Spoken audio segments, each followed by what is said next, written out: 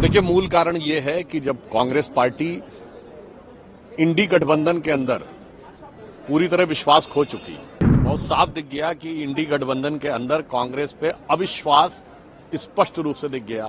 शायद उसे कवर करने के लिए प्रयास किया जा रहा है। जब से संसद का सत्र शुरू हुआ है तब से इंडी गठबंधन के दलों में होड़ लगी हुई है, कौन किसको अपने मुद्दे पे लाने में प्रयास करे। देखिए, मूल कारण ये है कि जब कांग्रेस पार्टी इंडी गठबंधन के अंदर पूरी तरह विश्वास खो चुकी, बहुत साफ दिख गया कि इंडी गठबंधन के अंदर कांग्रेस पे अविश्वास स्पष्ट रूप से दिख गया।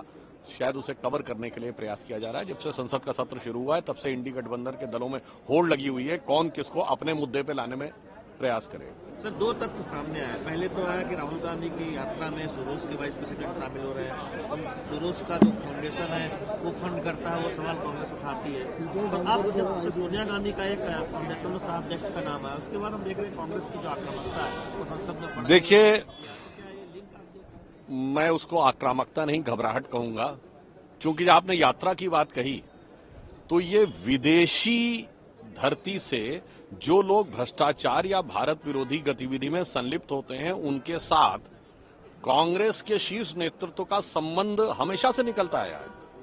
याद करिए, यूनियन कार्बाइड वाले वॉरेन एंडरसन का किसके संबंध था? भोपाल गैस त्रासदी वाले 84 में कांग्रेस का।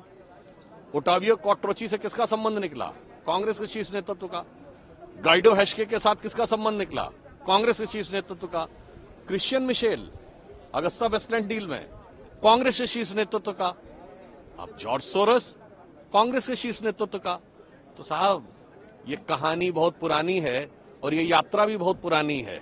उसी चीज की घबराहट है कि कहीं सारे के सारे तथ्य निकल के सामने आए तो समस्या हो। और मैं पुनः पूछना चाहता हूं, विगत 40 वर्षों से मैंने 1984 यूनियन कार्बाइड वॉरेन एंडरसन को सरकारी जहाज में भगाने से लेके 2024 जॉर्ज सोरस तक हर विदेश के किसी न किसी भारत विरोधी या भारत में आरोपित व्यक्ति के साथ कांग्रेस के शीर्ष नेतृत्व का संबंध क्यों निकलता है, इसका जवाब देने से बचने के लिए ये बवाल हो रहा है। सर, ये सदन की कार्रवाई नहीं चल पा रही है, कांग्रेस या विपक्ष अडानी का मुद्दा उठा रहा है, आप लोगों की तरफ से सुरोस का विषय, इसका हल क्या निकले? मुझे लगता है कि यदि वो ईमानदारी से इस विषय के ऊपर डिस्कशन करना चाहते हैं तो सारी चीजें हो सकती हैं।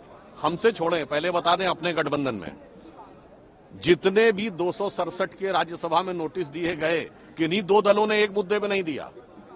हमारी तरफ से जब हमने जॉर्ज सोरस के मैटर के ऊपर 267 का नोटिस दिया तो सिर्फ बीजेपी के लोगों ने नहीं दिया, जनता दल यू के अध्यक्ष संजय झा जी का भी नोटिस था, तमिलनाडु में हमारे सहयोगी जी के वासन जी का भी नोटिस था। कांग्रेस जिस मुद्दे की बात कह रही है उस पर सहयोगी दल का एक नोटिस तो दिखाए।